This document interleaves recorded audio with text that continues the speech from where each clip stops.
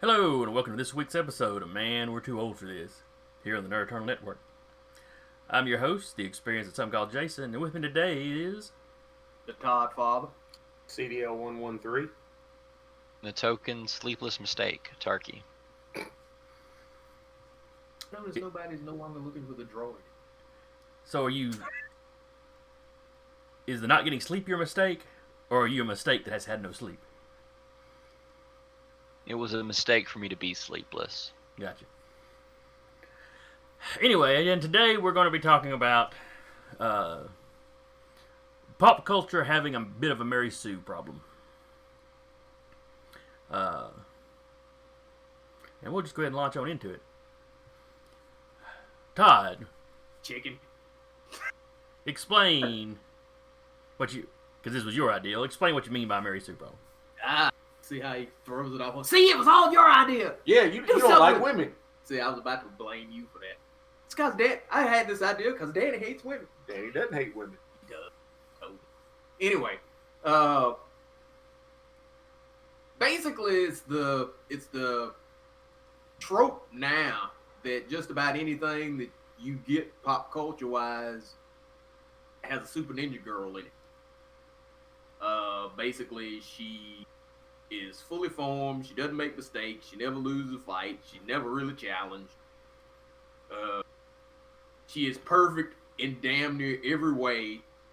And if she has any villainy at all, her villainy is basically the patriarch. Yeah. You get Captain Marvel. Captain Marvel was the most powerful being in the universe, but the only thing that stopped her, man. Well, she was by the end of the movie. Now, earlier on in the movie, she was, super powered, but you had, Dude, you had she people. she whipped a whole ship full of Skrulls handcuffed. That's because she was powered, and the Skrulls were essentially, other than the shapeshifting, were essentially normal people. Was the point. She was Super Ninja Girl, where nothing ever challenged her. She didn't do anything at that point that Captain America couldn't do. I don't think Captain America could kick the ass of an entire ship.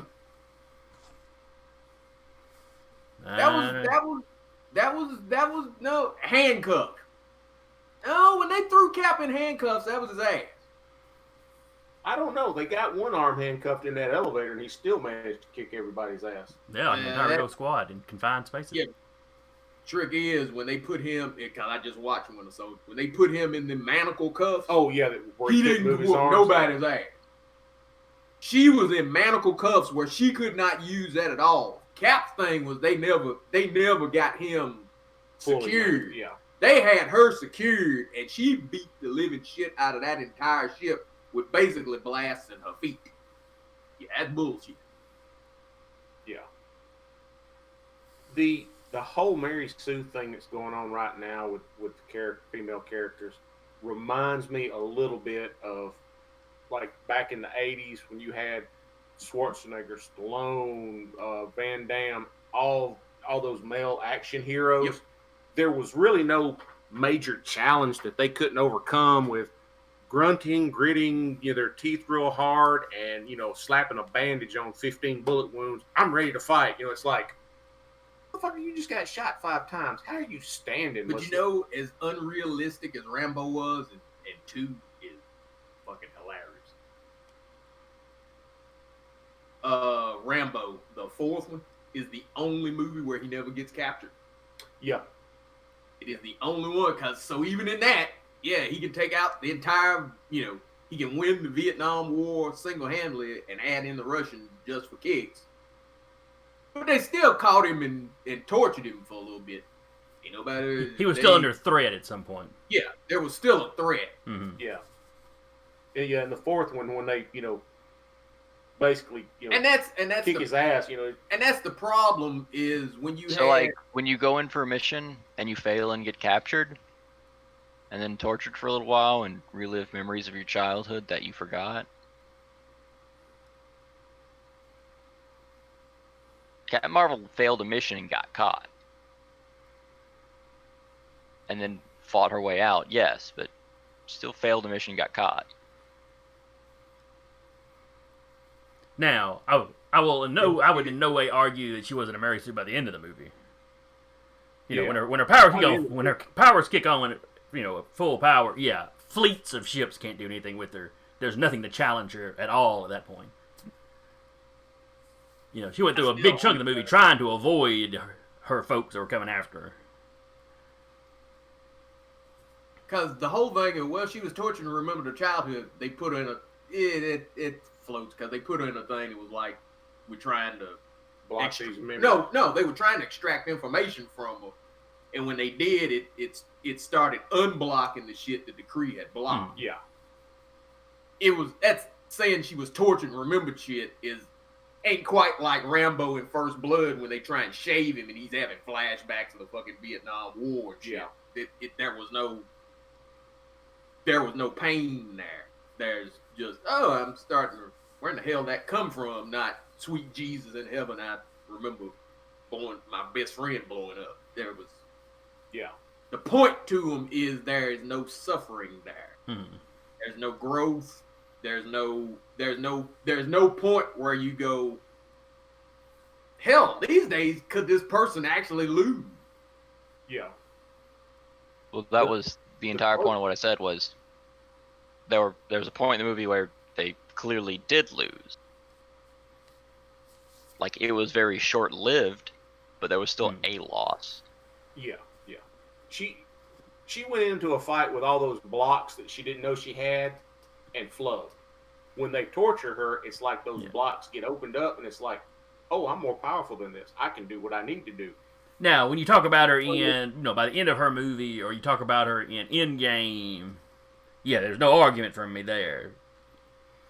You know, I get my powers from a knockoff of one of the Infinity Gems.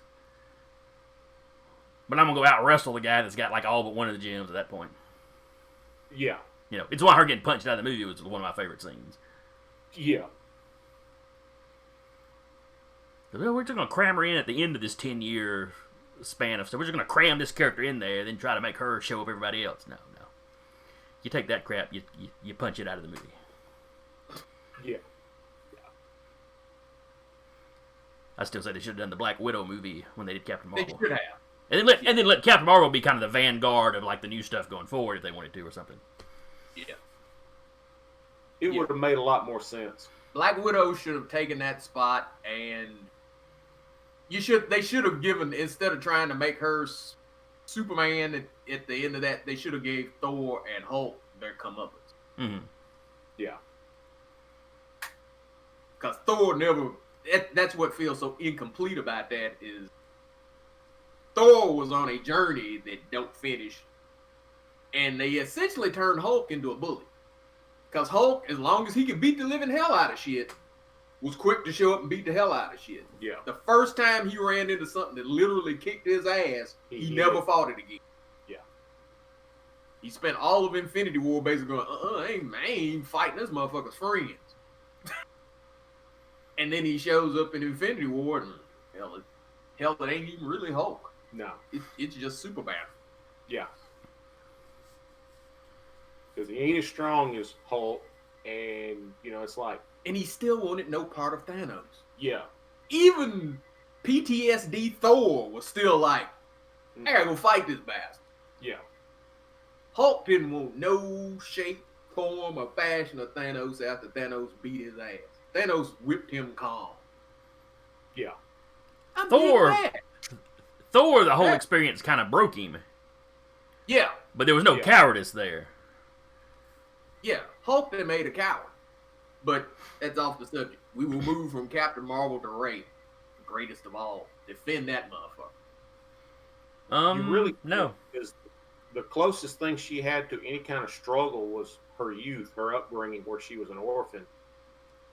And she's kind of got that mastered by the time you meet her. Yeah. I want to make some money. I'm going to go into this old Super Star Destroyer and scavenge, some parts to make some credits. Well, I don't mind her being competent at her daily life.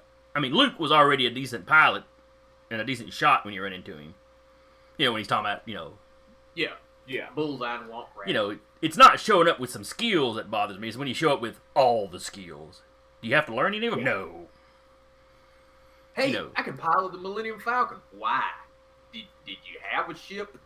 Did there was anything about a ship? No, I just can't. I can not only pilot it, I can fix it. Better than the motherfuckers that owned it. Yeah. All those years. Yeah. Oh, you obviously don't know what you're doing because it's perfect. In every way. And, you know, the minute she touched the lightsaber, it was like, good God. Yeah. Now, it's not that they would have had to have wasted a whole lot of time showing her training. Just show that they're doing some. You know, Luke, they didn't take up a whole lot of time with it in the first movie, I should say. But you at least had like a montage in the second one of Yoda training him. The trick is you could never really have her training because using the other movies as a basis, what's the one thing that both of your protagonists did that were training in the other movies? They failed. Mm-hmm. Yeah. Jedi Padawans failed a lot, and they usually had a master there going, "You failing." Yeah, because even when she, you know, witnesses her dark self, yeah, she don't fail in the test of that. It's like, oh, that's all that is? Whatever. Yeah, the trick was the failure in Last Jedi was Luke. It was Luke. Luke was failing. You know, I don't care no more. I'm a failure, and the hell with this, and the Jedi need to die. And it's like, so what the fuck? Yeah, it's like, last time we saw you, you were the kicker of much ass. Now you're like, I'm gonna hide in the sand. Truthfully, when you look at the fight between Luke and Vader, the physical fight, he was still a fucking failure. Yeah. Because he had to fall to the dark side to beat him. Yeah. He won psychologically. Get the necessary impression until he snapped that him and Vader had become equals, where the first time he fought him, you could tell it was a grown man fighting a kid. Yeah, Vader played with him the first Yeah. fight. The second one, it was two grown men fighting, but he still didn't beat him until he snapped. Mm-hmm. Yeah. Hell, Obi-Wan didn't beat Maul until he kind of snapped. Yeah. Till he put some emotion in what he was doing. So you still had failure. There's shortcomings. You could potentially fall to the dark side. You could lose your life. You were probably gonna lose a limb. Rey's the only one that never lost a limb. Yeah. Because Kylo, you saw failure in Kylo throughout the different movies with him in it, and it wasn't until the end he had a redemption moment, and it's like he was a better Jedi as far as the canon goes than she was. She just showed up and was perfect. Well, he had a better story. He had a better story. Because he had some failure and some character growth, and he changed. Yeah. Where You know, she just Rey's showed only up change overall. was, hey, I have an opportunity to do something new. I know how to do this. Yeah. Have you ever been trained to do it? Nope. What happened? I touched a lightsaber. Or she touched a blaster. Or she touched Or a she ship. touched the Millennium Falcon. Yeah. Hell, even when she was throwing force lightning in the last one, it still wasn't the kind of concern that you would have thought it being. Because, well, hell, I guess because there wasn't nobody around to go, you know that's a dark side, right? Yeah, your ass is, I think you're teetering. Ain't no teetering. No, she used the dark side powers without going to the dark side. She's just that good. She converted the dark side. When the dark side comes up against Rey, light up a little bit. A little bit. Kind of goes plaid. It's a light shade of gray. Now, and I have not seen these movies, so I'm going to defer to at least you, Danny and Todd, I know have seen these movies. The John Wick movies. How is John Wick not a Mary Sue? Because even from the very beginning, Because he's the established antagonist. well, no, they established from the very beginning he had done this for a living and over a long period of time, and to get out of it to marry and for happiness, he had to complete this task. And going into it, you knew John Wick had been a very, very bad man. He had done a lot of very bad things, but his wife was his redemption. Her death put him on that edge of brokenness. When the people come and kill his dog and take the car that was his wife's, and they do beat him up when they do that. They do beat him up when they do that, don't they? Yeah, they beat him. They beat him unconscious and bloody. Okay, so he can lose a fight. At least if you hit him. Also halfway through the movie, he also loses the fight and has to be saved by another assassin. Okay. Yeah. Like I said, I haven't seen the movies. There's an assassin that's his kind of like was a work buddy / friend kind of guy who's still in the business. That was Dafoe. William Dafoe's character. Who instead of taking the money, instead of taking the hit money, just saves them. Yeah. And then you have Common in the second one that's pretty much is equal, and you have the lady that played the mummy and played the chick with the razor feet in the first Kingsman. She's fairly rough in the second one. Okay. And then in the third one, you have Mark Dacascos is a rival that kind of looks up at him like, oh man, I get to fight John Wick. It's so sweet. That he was damn rough. That hell led a crew of ninjas. Wick is borderline Mary Sue, but he runs into equals. He runs into equals. He has moments of failure. Okay. Like I said, I hadn't seen the flicks. And truthfully, when you go from 2 to 3, yeah, he was set up in a no-win situation in 2. That 3 he's paying for. He's fucked up and hell minus a finger. Hell by the third one. And in the third one, they actually show you kind of like the school that he grew up in. The Angelica Houston is running this school. So he was still trained. Yeah, he was trained, and you find out that they're training men and young boys and young girls in the arts of to be killers. To be killers. Well, I wasn't suggesting that because he had the high skill level, because he was a retired professional that had come back. It was coming back. But when he came out of retirement, you get the impression that he was out of the game for a good 5 years. Mary Sue's basically are people that are super empowered just out of nowhere. They just are. Yeah, they just are. I just am. I'm a level 20th character when I start the game. Okay. And there's no training, there's no explanation. That's the reason why Cara Dune in The Mandalorian because when you see her, it's like, she's trained rebel, basically hit woman. Yeah. So when she shows up and kicking 11 different flavors of ass, at no point do you go, well, that don't make no sense. Yeah, because the minute you find out, she was, like the sergeant major or whatever rank she was of this particular rebel unit, and that rebel unit had a reputation. She was Rambo. Yeah. She was literally Rambo. That her whole unit had a reputation for taking missions that y'all all should die, and then they would, most of them would still come back from it. It's like, she had a backstory that explained it. Right. Yeah. Okay. Even was it Carl Weathers that plays the guy that issues the ban?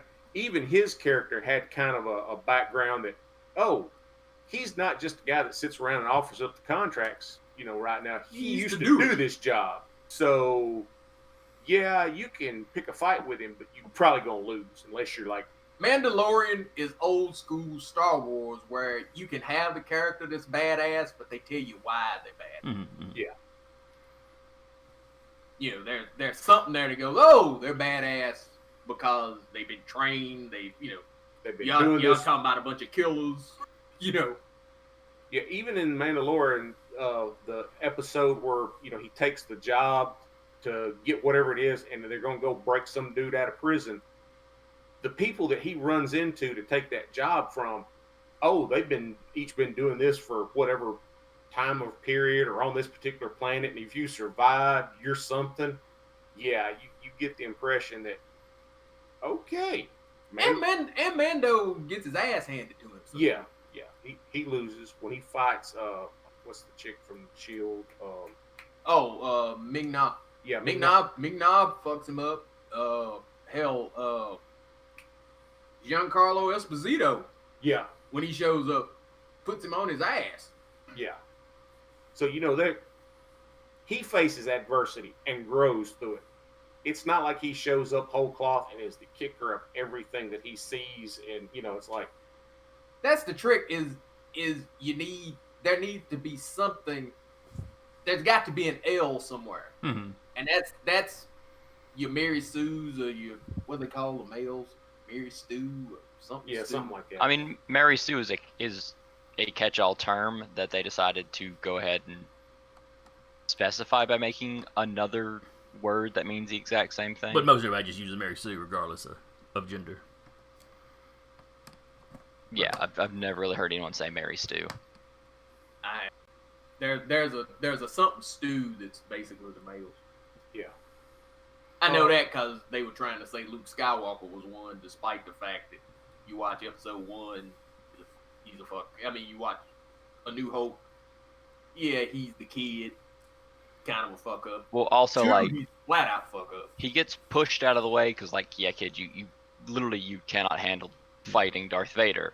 Get on the ship. Yeah. Watch your mentor die because you're not powerful. Your mentor is so convinced you're not powerful enough, he will die. He will willingly die to make sure you don't take this fight right now. Attempt this dumb shit. It's not quite brave. Oh, I fought a trained Sith Lord 2 hours after I touched the lightsaber. Whooped his ass. Yeah. Met Luke Skywalker, kicked his ass. Because she beats Luke in a fucking fight too. Yeah.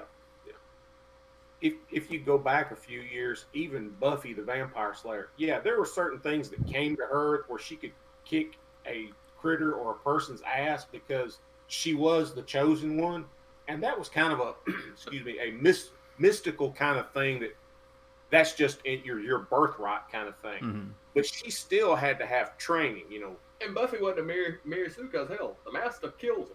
Yeah. Yeah, and she's constantly even in the movie. There's a legitimate threat there. She's not just scads more powerful than everything she runs into.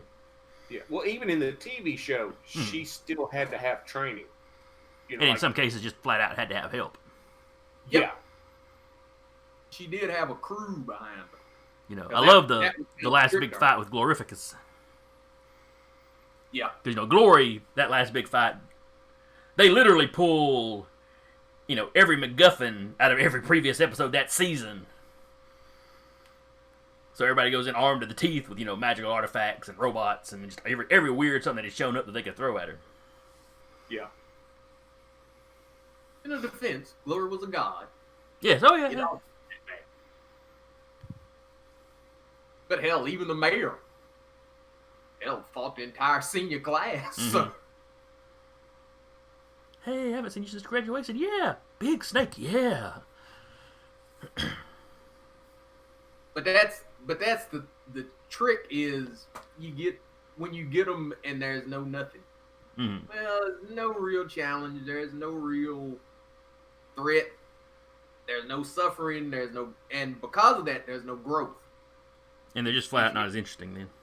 Yeah, and it makes them dull. Somebody on one of the pages was talking about how one of the recent movies, I'd say last year, when I say recent, the name of the movie slips my mind, but it's where the chick, she's a ballerina and she gets taken. Was it Anna or probably Red Sparrow? Red Sparrow. Like Red Sparrow. Red Sparrow.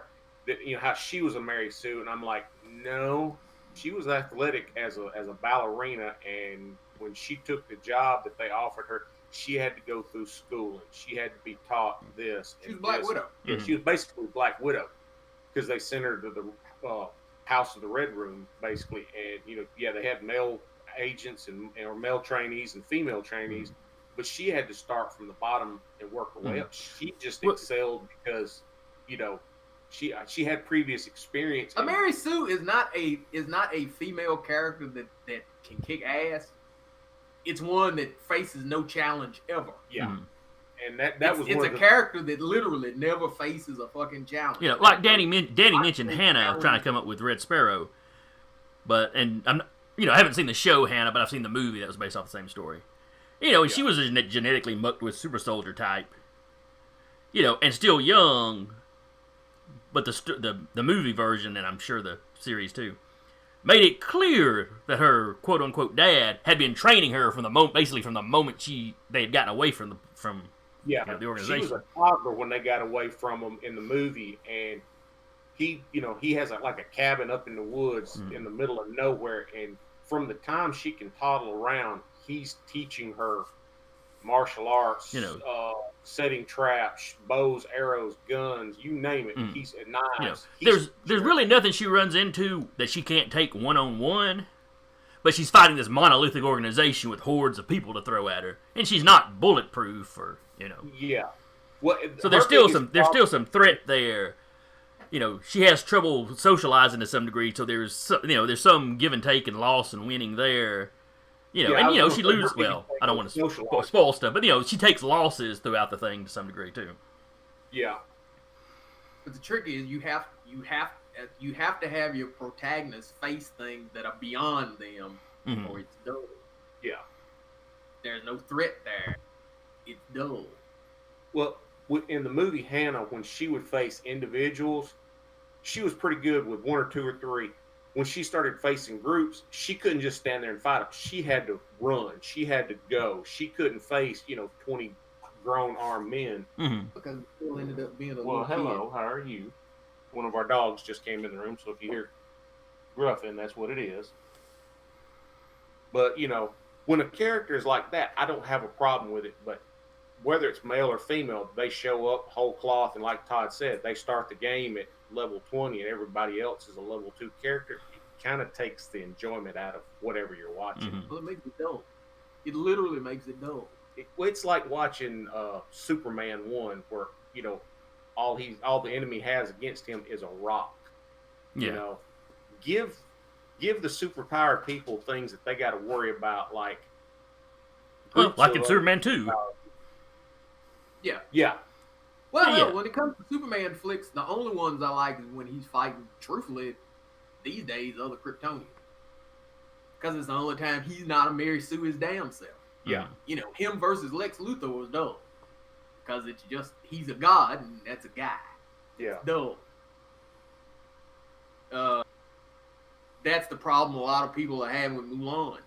The live-action Mulan it went from a character, it's a young girl that's trying to save her father's life, and she's a fish out of water.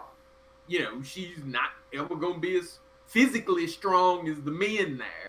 It's just, she's not. But she ends up winning because she's crafty, smart, she's tactically better. She's So smart, she's skilled by the time she finishes her training and stuff. Right. Where in the live action version, they just gave her superpowers. Yeah, she's Crouching Tiger, Hidden Dragon, and everybody else is a normal Joe. She's showing up and she's whipping her other soldiers, on her in the team. She's beating the living hell out of them. And it's like, what the hell you need the rest of them? Why not send everybody home and just send her? You got to have somebody there to absorb some of them arrows. Why? Hell, she just block her with her chi powers. She's superpowered. Yeah, I know. I got Hulk. Everybody else gets to go home. Hulk, go take out everybody. We have a Hulk. Beat him. Well, is that a Thanos? Well, I probably shouldn't have sent everybody home. Oops. Yeah. Well, have we got any other Mary Sues we want to bring up? We're about to hit the half-hour mark, so. And I think Doctor Who is one, but I hear more about it than watch it because, I'm not going to do it myself. Well, hold on. Doctor Who as an entire character isn't, because, he came out as intelligent, but, he's legitimately on the run from the rest of his folks because he dipped out on a war. Doctor Who's not even originally a he. Doctor Who was a little black girl that showed up out of nowhere and they got murdered by her adoptive mother, she got murdered by a little boy. They were fighting over toys. She fell off a cliff. She regenerated, and her adoptive mother said, "Hey, that's freaky." And then the adoptive mother took her and started killing her over and over and over and over again, trying to discover the secret of her immortality, and that's how the Time Lords got it. That's canon. That's the new Who. Yeah. But if you go from the beginning of the show, he started off, super intelligent, basically, but he has grown into this kind of feared entity. Well, even in his race, he ain't super intelligent. He's slick, but he's not super intelligent. Okay, I'll give you that. But because compared to the people he's actually running into and dealing with in the show early on. Yes. Compared to humans, he is super intelligent. In his race, he's smart, but he's not the smartest. But he's clever. Because he's able to trick people, but because his whole thing is he has an old ship that isn't as good as all the others, and that he's not 100% sure how to do everything with. Well, it's kind of the Millennium Falcon that's falling apart. Yeah, but the whole thing of it, being a police box, is because it has this incredibly complicated system of, deciding what it needs to look like to be inconspicuous. And then it turns into a police box, and he doesn't know why it keeps turning into a police box. Because he's stuck in Britain. Well, he got stuck that way. You have a few times when he tries to fix it that, it's other stuff, but... I've only watched a few episodes of it in my entire time of being a nerd, but isn't the thing set up to actually be run by more than one person? As of the new Who, they were talking like that. Because originally, no, not really. And it was one of the episodes with Tennant as Doctor Who. He's running to 4 or 5 different spots in the command area. And the person that's standing there with him is like, "What are you doing?" "Oh, this ship was set up for such and such, and it's just me." He goes, "Grab that lever and pull it when I tell you to." And it's like, okay. Yeah, I'm not sure if they ever went into that in the original show or not. Anyway, you've gone off into a Doctor Who tangent. Well, you brought it up. Yeah, I know I did. I was going to bring up Batwoman too, but now we got no time left. That's a great show since ever.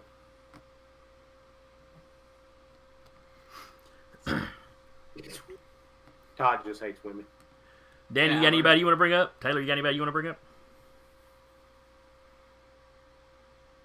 I mean, most of our examples have just been Disney. Which is, as far as big storytelling right now. Well, yeah, if you go really contemporary stuff, that's pretty much who you got to talk about.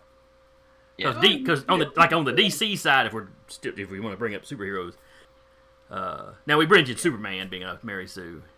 Yep. And in the Wonder Woman movie, she definitely suffered some loss and stuff through there. So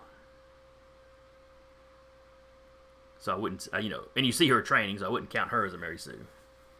Despite her power level being as high as any of them. Well, also, but her storyline is she is a weapon that was legitimately made to do the thing she's doing. Mm-hmm. Yeah. The story goes, that she's not human. Yeah, and she still makes mistakes and gets stuff wrong through it. Yeah. She still kills the wrong dude. Mm-hmm. But he was kind of like a pre-Nazi, so let's not dwell on that too long. Yeah. I'm not saying the movie didn't have issues. I'm just saying, Pre-Nazi. What is it? He's Nazi larva. Well, he should have been a Nazi, but they decided to roll back which war she was in. So. Yeah.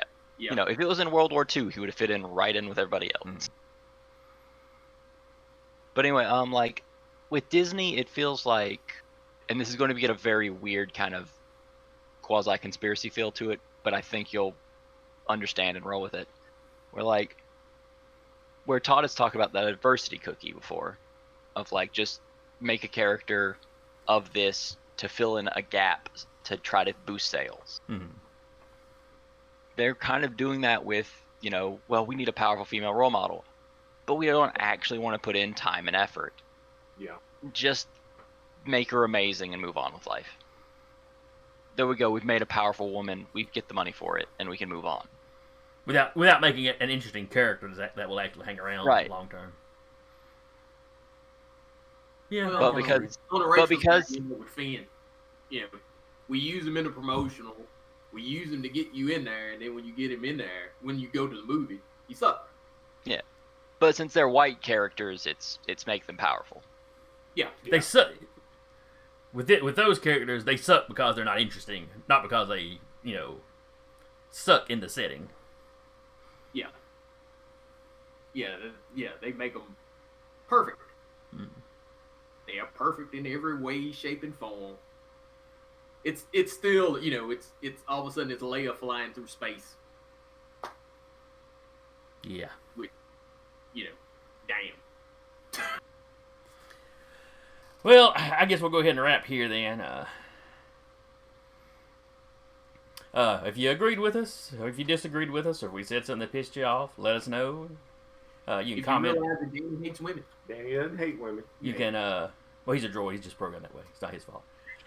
But anyway, you can drop us a comment on Facebook, on the website. You can drop us a line at thenerdeternal@gmail.com. We don't get a lot of letters or comments, so, I can almost guarantee you that we'll read it, quote unquote, on the air if you drop us something. Like, share, subscribe, tell friends about us. Can y'all think of any more self-promotion we need to do? I think you covered it all. All right. So again, I've been your host for the day, the experience of some called Jason, and with me has been the Todd Father, CDO 113, the token empty stomach, Tarky. And we're gonna get out of here so Tarky can get him something to eat. I'm just a mess of a body right now.